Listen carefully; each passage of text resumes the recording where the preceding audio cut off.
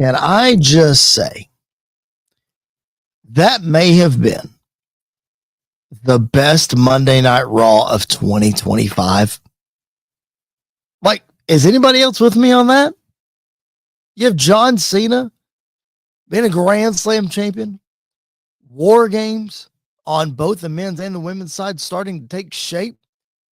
Cody Rhodes shows up unannounced on Monday Night Raw. I mean, my goodness. And the crowd was with them 110% for 2.5 hours. Well, I hope this crowd is with me for the next 45 minutes to an hour. My name is Chris Belcher. This is Squared Circle Radio Live. We appreciate all of you being either live with us in the chat, like City Kitty is. What a Raw. She said, that's right. What a Raw it was. If you're live with us in the chat, drop your comments, drop your questions. I want to take each and every one of them. This show is for the fans, by the fans. So I want to talk about what you want to hear about. I've got notes here. Obviously, there's a ton to talk about with Monday Night Raw, War Games, John Cena, Last Time Is Now tournament, etc., etc. Lots to talk about. But if you guys have questions, you want to hear something else, you let me know in the chat. If you are watching the replay or you're watching this back later or whatever, you can still drop your comments. I'll get back to each and every one of those. And of course, if you're listening on podcast, make sure that you are following the show. If you're on SportsWire Radio, we appreciate that as well. All right, my goodness. I said it was a loaded Monday Night Raw. Let me try to wrap my head around how we're going to get into this and what we're going to talk about here. We knew that it was going to be an explosive Monday Night Raw because we know Boston was one of the 4 final appearances for John Cena on his farewell tour. And then they were 3. Because what an appearance in Boston it was. The night was kicked off with a promo with John Cena, Dominic Mysterio interrupting. Triple H was there to make the match official. The match that reports circulated earlier this morning that was going to happen. So kudos to bodyslam.net for getting that report right. Many thought that this was going to be the finals of the Last Time Is Now tournament. Many thought this was going to be the Survivor Series match in San Diego. Nope. Raw in Boston. John Cena versus Dominic Mysterio for the Intercontinental Championship. And wouldn't you know it, John Cena not only makes history once on his farewell tour, but he does it again, winning the only championship that has eluded him his entire career. And that is the Intercontinental Championship. John Cena is officially a Grand Slam champion in his final year with the WWE. Bravo. Just wow. I mean, the crowd was hot. The crowd was hot for the Cena promo. The crowd was hot the whole match, and then they paid it off with a Cena win. Now, people are already talking online about how this is hurting Dominic Mysterio. This didn't hurt Dominic Mysterio one bit. If you are sitting there listening to the sound of my voice or watching my smiling face, and you think this loss hurts Dominic Mysterio, I think you're crazy. I do. I think you're crazy. Because lots of things can happen with this. Lots of things can happen. Again, Sam Roberts has gone on record. He wants this to be the Survivor Series match, and it still could be. Because as much as John Cena as a heel talked about retiring as champion and ruining wrestling, he's not going to retire as Intercontinental Champion. He's going to drop the belt. Now, whether that final match at Saturday night's main event is for the title, or if next week in Madison Square Garden is for the title, or Survivor Series in San Diego is for the title, who knows? John Cena is going to lose that title before he leaves. And there's a good chance that he loses it back to Dominic Mysterio. There's a good chance. Now, one of these mystery opponents that we're about to talk about in just a few minutes, and the last time is now tournament, one of these mystery spots could be Dominic Mysterio. Very easily. Somebody can get attacked. Dominic Mysterio can take their place. Bada bing, bada boom. There it is. So, very easily, he can get his title back. Maybe, just maybe, Dom's not going to be Intercontinental Champion anymore. Just maybe there are bigger things in the future for Dominic Mysterio. Just maybe Dominic Mysterio is going to wrestle CM Punk for the World Heavyweight Championship, and maybe Dominic wins. Like it or not, Dominic Mysterio is a huge star right now. And the only reason he got booed in Boston, Massachusetts is because he was standing across the ring from the GOAT, the hometown hero, John Cena. That's why he got booed. It wasn't because he's bad. Everybody loves Dominic now, which is wild to think about. But they do. Listen, they did the Eddie stuff. They played all the hits. Did all the classic Dominic running away from the ring. All of the things. But in the end, John Cena is the Intercontinental Champion. And it is just wild. Is it pointless? Did he need to be Grand Slam champion? No. Is he going to lose the championship now? Yeah, of course he is. I just went over that. Of course he is. So was it pointless for him to win this match? Of course it's pointless for John Cena to win a championship in the last month of his career.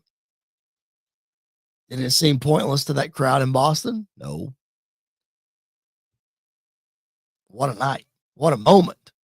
John Cena completing the Grand Slam as the Intercontinental Champion.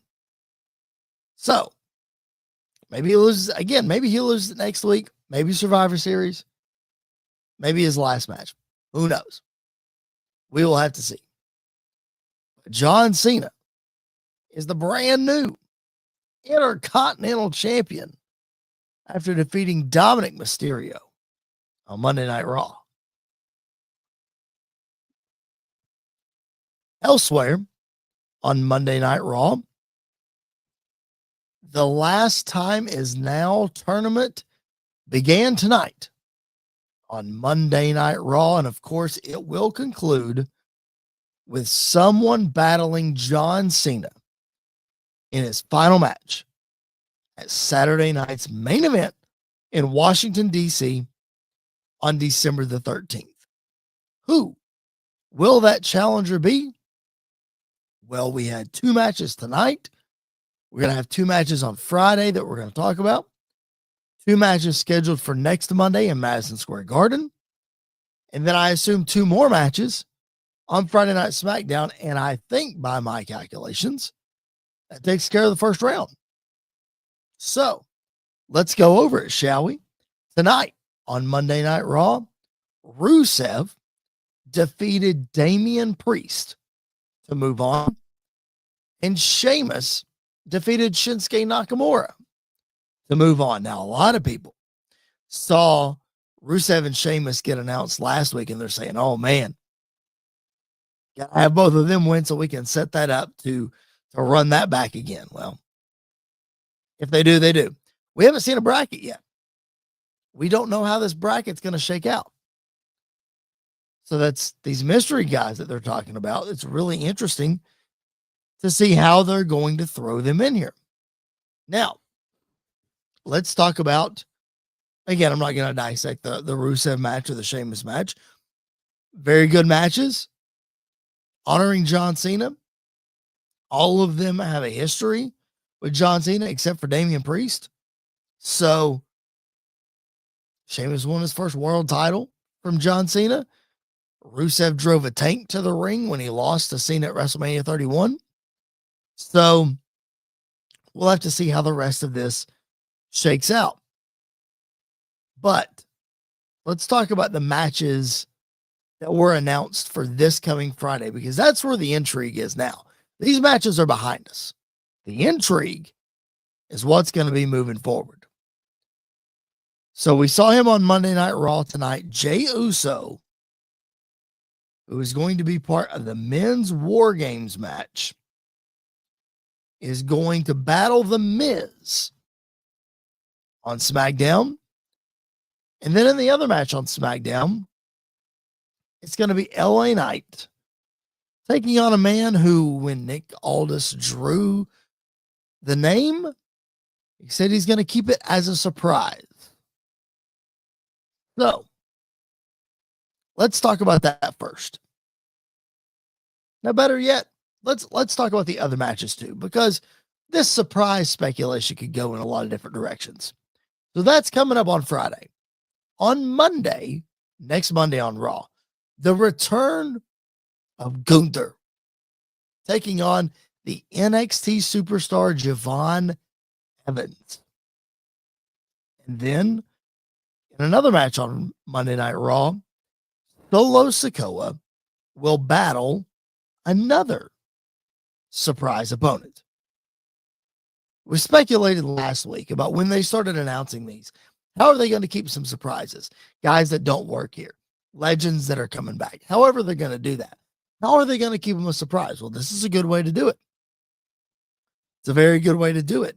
So who fills the shoes of these surprise superstars in these matchups? Well, let's look at it again, because the wild speculation all day long in the wrestling community coming off the Friday Night SmackDown announcement is that LA Knight would face Joe Hendry. Like, that is just a given. It's going to be Joe Hendry. Well, I would have guessed that too. But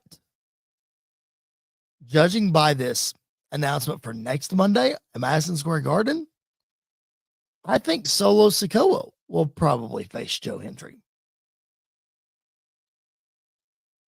Maybe. I don't know. You heard me last week.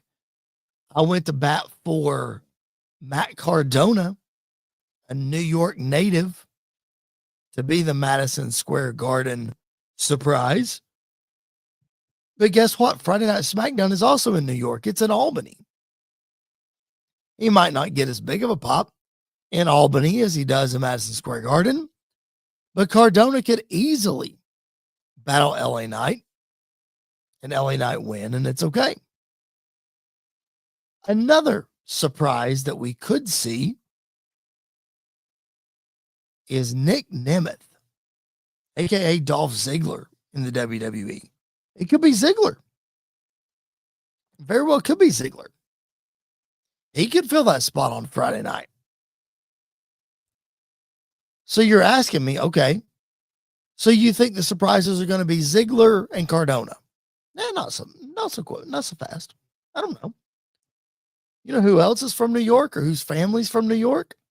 Chris Jericho. I don't know. Maybe. I doubt it.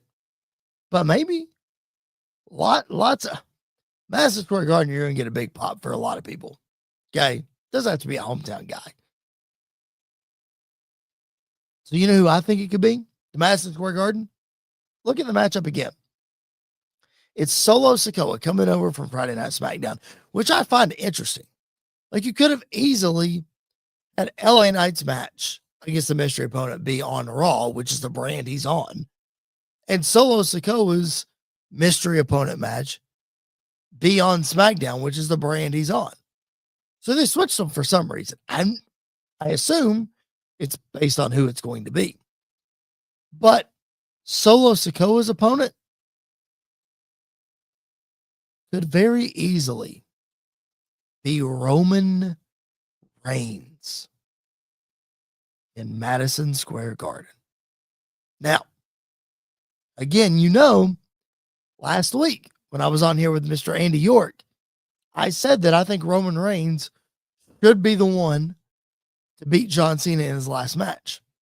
Now, Roman Reigns is one of those guys that you don't necessarily want to see go through the whole tournament, because he has that aura about him, surprise factor. So maybe it is, maybe it isn't. I don't know. I think my two best guesses are going to be Matt Cardona on Friday and Joe Hendry on Monday. City Kitty in the chat. Solo and Roman is my guess too. See, it makes sense, right? Find a way to run that back. I think it makes sense. We'll see. I think Joe Hendry is one of them for sure. Matt Cardona, I'm taking a leap of faith on. We'll see. Joe Hendry is one of them. Many, Sam Roberts speculated earlier today on his Not Sam Wrestling Live show that he thought it would be Gunther, but Gunther is at least announced. So, not going to be Gunther in one of the surprise spots. But let's go back to LA Knight for a second. Because you have to look at a surprise match and you wonder, in a surprise, the surprise guy coming in is probably going to win, right? Why else would he be a surprise? He's not going to win. Or if he's not a big name, big shock value, why else would you keep it a surprise? For Solo to lose, he's a heel. It's fine. He'll figure it out. But LA Knight is in this weird spot of he's never been world champion. He didn't get the match against CM Punk as Saturday night's main event. Jey Uso did. And then you saw the next week when he came down to the ring, the fan had the sign that said, "We don't want Jey, we want LA Knight." It's one of the most popular wrestlers on the roster, but he's not in the headlining matches, or at least winning the headlining matches. Top merch seller, all the things, catchphrases, good on the mic, pretty good in the ring. Like, you'd think he's a guy that has it all. So why has he not gotten a world title run? Well, winning this tournament would go a long way in solidifying LA Knight as a top guy, which we know he is, but the booking recently just hasn't shown that. So why is that? I don't know. Maybe creative and management is not happy with his in-ring work. Maybe they don't think he can go toe-to-toe on the mic with a CM Punk or a John Cena or a whatever, There's something off. I don't know what it is. That being said, if you're booking LA Knight against a surprise opponent, what if LA Knight loses? LA Knight didn't get the shot at the World Championship. LA Knight then the following week lost to Braun Breaker in a match that the commentary team specifically said it's going to put you in a driver's seat for a World Championship match. He lost that one. So what happens if he exits the John Cena tournament in the first round? It's not a championship match, but it doesn't matter. Like I said a minute ago, most people want to see LA Knight win this tournament and face John Cena.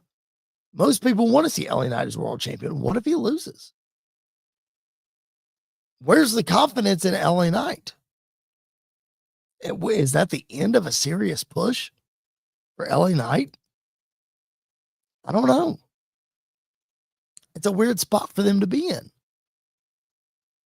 LA Knight's got to figure out a way to recover. We'll see how it goes. I don't know. All that to say, my official predictions for the mystery opponents. LA Knight is going to face, just because I had to stick with my original prediction of who's going to win the tournament. I'm kind of stuck to that. It's going to be LA Knight against Joe Hendry on Friday Night SmackDown. LA Knight's going to win. Madison Square Garden Monday night, Solo Sikoa will lose to the Tribal Chief Roman Reigns in the John Cena Last Time Is Now tournament. Then there'll be more matches on SmackDown. That'll wrap up the first round. Maybe we'll see semifinals on Raw, SmackDown, and the tournament finals of Survivor Series. Again, we haven't seen a bracket yet. We don't know. But it is exciting to see what's going to happen and who is going to face John Cena for his final match, Saturday, December the 13th, Saturday night's main event. Now, speaking of that Saturday night main event, I didn't mention this a minute ago.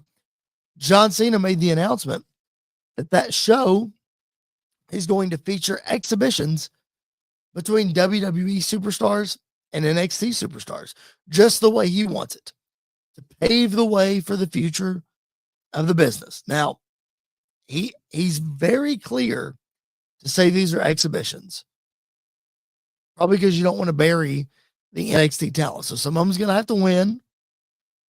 You can put a guy in there like AJ Styles. He can eat a pin and he's okay. Dragon Lee can eat a pin. He's okay.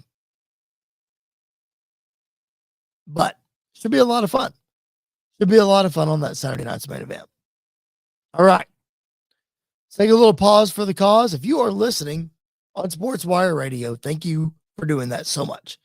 Let's hear from the Reverend Tom Bryce so he can tell you about all the other great shows offered on this fantastic station. Looking for all the latest happenings in the world of sports and wrestling? Well, you're in luck because Sports Wire Radio has you covered 24 hours a day, 7 days a week, and 365 days a year. With great shows in the world of sports such as the Pinstripe Chronicles hosted by Uncle Tats, Donald Stewart, and Rob Barrows. New York Baseball Talk with Chris Bazaya and Rob Maraska. The Liftoff Jets also hosted by Chris Bazaya and Sharman Phillip. Neil Villapiano and the Devil's State of Mind. Randy Dillon's Hockey Fan Chat. In the world of wrestling, Sports Wire Radio has you covered with Squared Circle Radio featuring Chris Belcher, Andy York, and Jared Justice. Those sit-down marks with DB, Primo, AJ, and Michael. A work in progress featuring the Mayor of Canton, Piles, and Glenn Abbott. You can catch all of these great shows and more anytime, anywhere, and any place via the Listen Live button on sportswireradio.org, and you can also catch Sports Wire Radio anytime on YouTube at Sports Wire Radio 6570. To catch all the latest happenings in the world of wrestling. Sports Wire Radio has you covered. It's all sports matters and all wrestling matters here on Sports Wire Radio. I am your host, the owner of Sports Wire Radio, the #1 global radio station, the owner of the Promo Wrestling Federation, and one of the owners of the Pride Wrestling Federation. Your voice, figuratively and literally, where all wrestling matters, the Reverend Tom Bryce. All right, Tom Bryce, thank you so much. We appreciate you so much. We appreciate all of you for being tuned in live to Squared Circle Radio immediately following Monday Night Raw. What a night it was. John Cena, the new Intercontinental Champion. If you are just now tuning into the show, rewind it just a little bit. You can hear our immediate reaction to John Cena defeating Dominic Mysterio. You can also hear us talk about John Cena's Last Time Is Now tournament and the matches that were announced. So, you can rewind the show. You can check it out. If you're watching the long form video later, you're watching the replay, those YouTube cuts are probably available in our archives. Go check out the John Cena's Retirement Tour playlist. We also have lots of other episodes, old school content, pay-per-view recaps, the whole 9 yards. Go check it out in our archives here on the YouTube channel. And again, if you're listening on podcast, all those things are available there as well. So make sure that you go check it out. All right. I mentioned it at the top of the show. It seems like on the men's and women's side, we got war games. Looks like we got some teams still filling in some gaps here on some competitors. I assume a couple more people will be added to each. Excuse me. Let's talk about the women first. Asuka, Kairi Sane winning the women's tag team championship at the end of Monday Night Raw tonight over Alexa Bliss and Charlotte Flair. You know, as hot as Monday Night Raw was tonight, you had the Nikki Bella turn on Stephanie Vaquer. You had, again, the John Cena situation and all that kind of stuff. So you had to think, if they're ending the show with the women's tag team titles, something big's got to happen. And titles probably have to change hands. And they did. So, Asuka, Kairi Sane, new tag team champions, thanks to the help of Lash Legend and Nia Jax. They beat down the former champs, Charlotte Flair and Alexa Bliss, only for a returning Io Sky to come back, get some offense in. They beat her down. And then Rhea Ripley comes back. Mask, broken nose and all. Here she is. And Rhea grabs the microphone, says War Games. So it's 4-on-4. We assume we'll get a fifth. I don't know for sure. Probably get a fifth on both sides. If I had to speculate, it's probably Stephanie Vicaire and Nikki Bella. Maybe. I don't know. Maybe that's a singles match on Survivor Series. Who knows? Regardless, we got women's War Games. The teams are taking shape there. Could easily do, I guess, Tiffany Stratton and Jade Cargill if you want. I don't know. We'll have to see, though. So that takes care of the women's side. Now let's look at the men's War Games. We assumed last week when Logan Paul joined up with Paul Heyman that this was going to be 4 War Games. Probably just taking Seth Rollins' spot. And then he won't be with the Vision anymore after that. Whatever it is, okay, fine. So you got Logan Paul, Bronson Reed, Braun Breaker out in the ring, going after CM Punk. Jey Uso shows up, have his back, and then Kingdom hits. The place goes wild. Cody Rhodes shows up to have CM Punk and Jey Uso's back. Now, as good as that pop was, I wish they hadn't shown Cody backstage congratulating John Cena. Because that blew the whole surprise of Cody coming out. Like he's not a Raw guy. So you wanted to keep it a surprise with him coming out. You shouldn't have shown him on camera. So they come backstage and they're talking. Seems like they're headed to War Games. And then Adam Pearce gets this look on his face and he goes, Regal? And then William Regal walks into frame. And William Regal is the one that says War Games, just like he used to do in NXT. And it was awesome. So good. So that's 3-on-3 right now. You assume you're going to get 2 more. And 2 more on each side. If I had to guess, I guess it's probably not Drew McIntyre. He's suspended. Could be, though. I guess it could be. I don't know who the 5th one is, though. I really don't. On the other side, Cody, Jay, CM Punk, probably going to get maybe LA Knight. Probably Jimmy Uso. Maybe Roman Reigns. Maybe John Cena. I don't know. Lots of different directions you can go with that. But again, with Drew McIntyre suspended, obviously it frees Cody up to be in the War Games match. That could be the way he makes his return. I don't know. But maybe. Again, depends on how long he is suspended for. Who knows? But let's talk about that suspension from Friday night.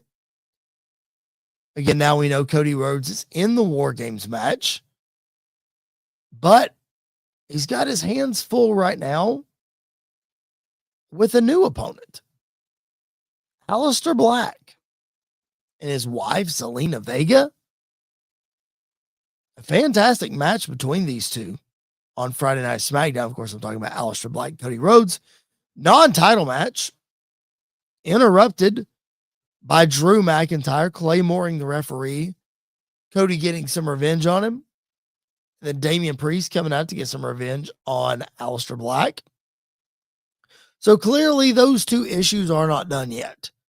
So this Cody Aleister thing is not necessarily long-term, but it's a really good opponent for Cody Rhodes, I think. I mean, of course, you can't call back to their history in AEW. Well, you can, just not straight up, I guess. But it's a really good feud for Cody. I don't think you're putting the championship on Aleister Black anytime soon. So was it a one-off? just to have a match. I assume he's coming after the title, but I don't know.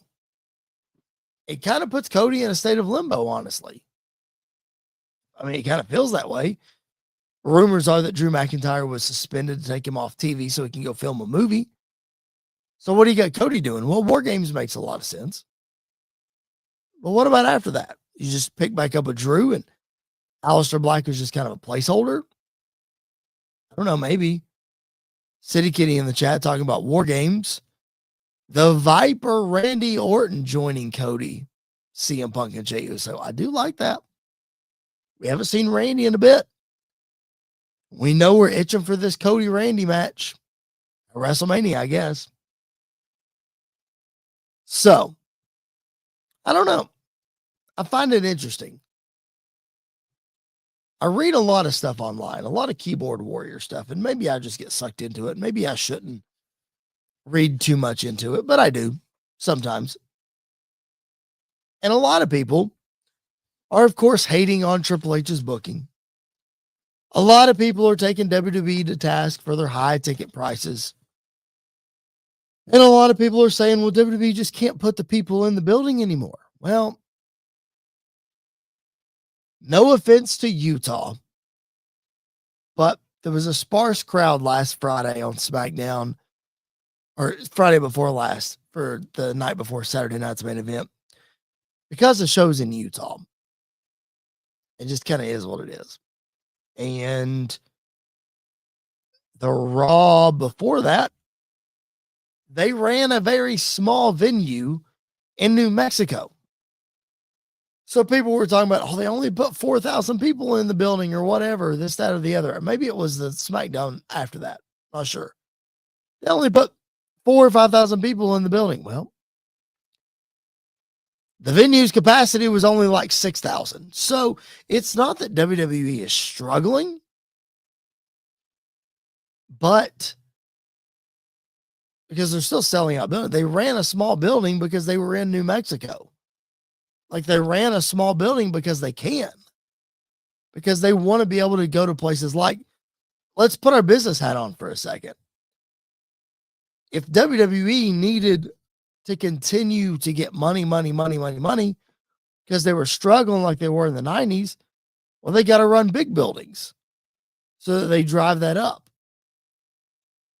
Now they're running small buildings because they can. I'm just thinking about it in that way. Maybe call me a shill if you want. I don't care.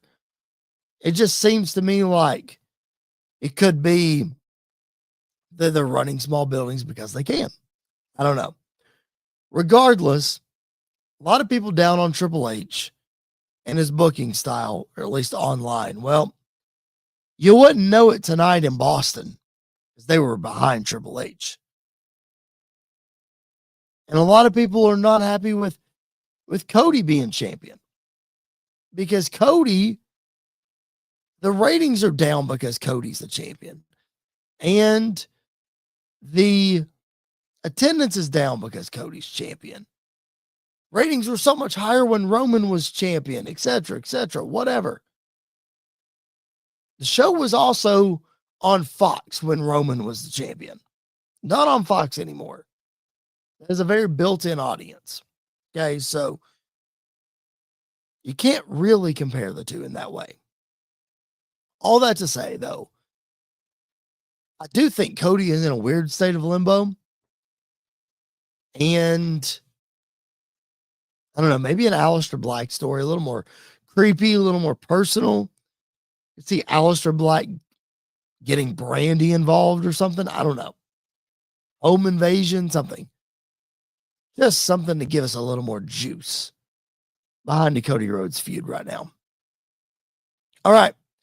Let's talk about two more things from Friday Night SmackDown, and then let's get out of here. Appreciate you guys being with us. Swig a Mountain Dew here for the working man.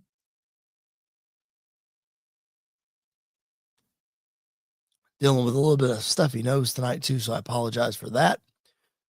Let's get to City Kitty in the chat. Being on Fox made a huge difference, I think, in viewership. You're 100% right. You're 100% right, it did, because Fox is on cable and USA is not. You can go buy an antenna on Amazon or Walmart or wherever you want to buy one for $50 and you can get Fox. Can't do that for USA.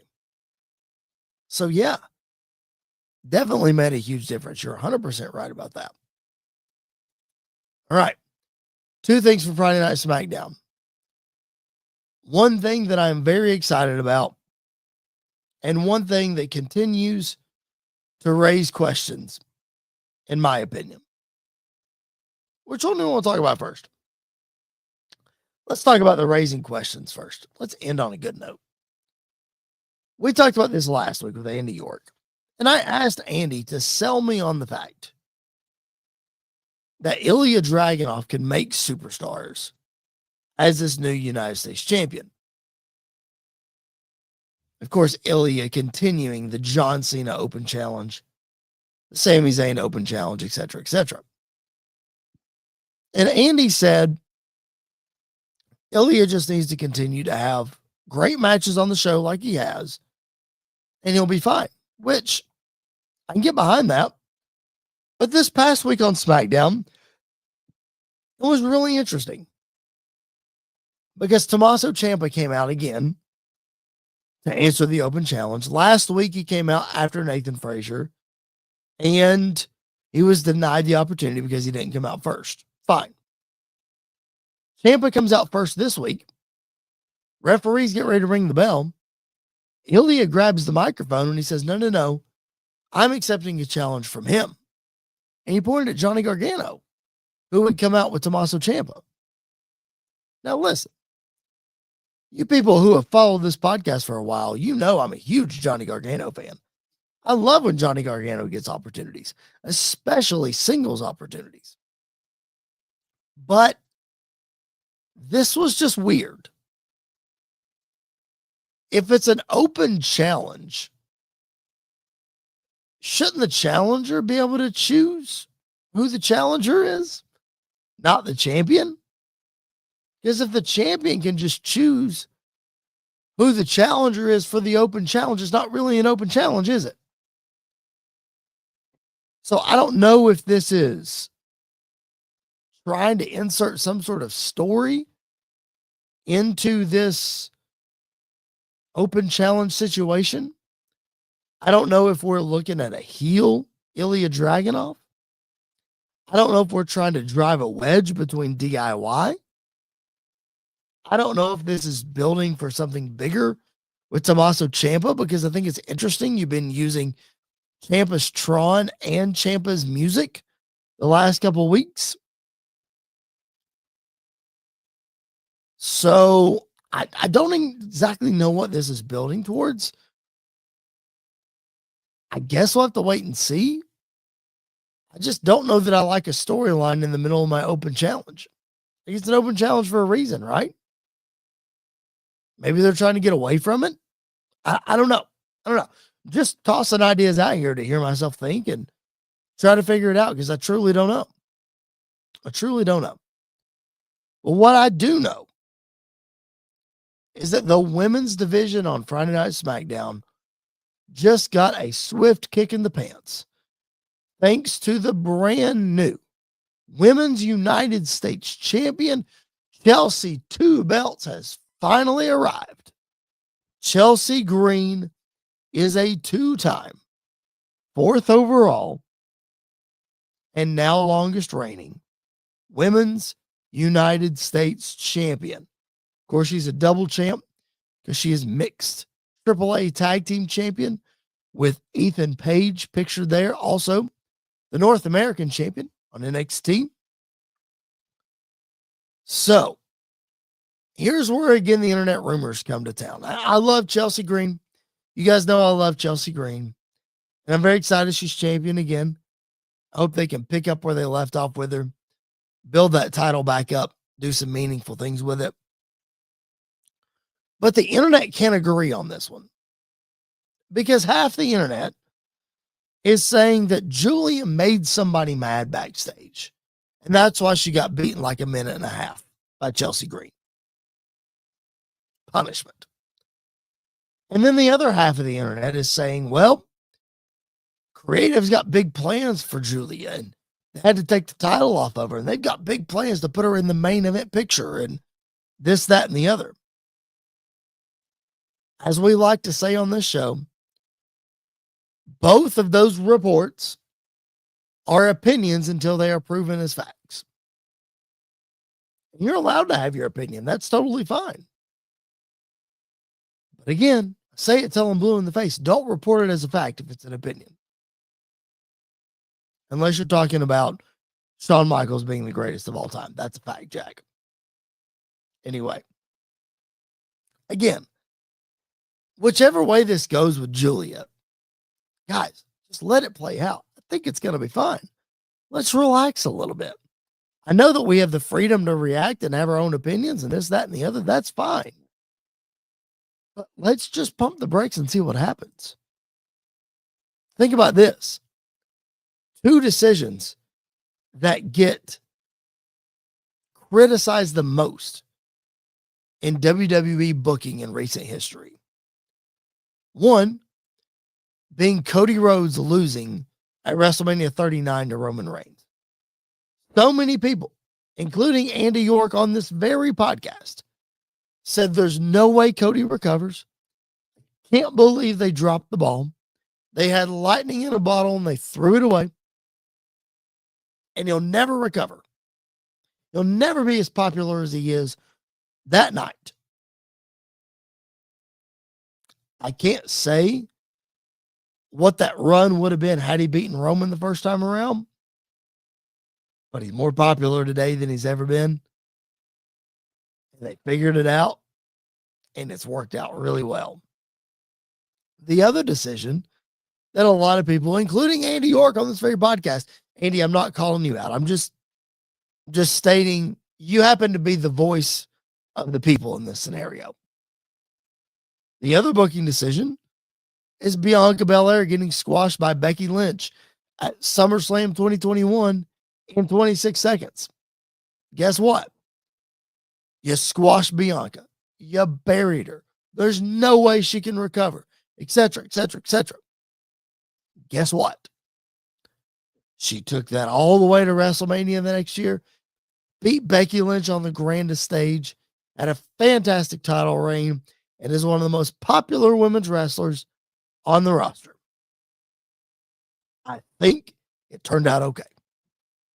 So, in the moment, there might be some booking decisions that seem far-fetched, but in reality, there's a plan.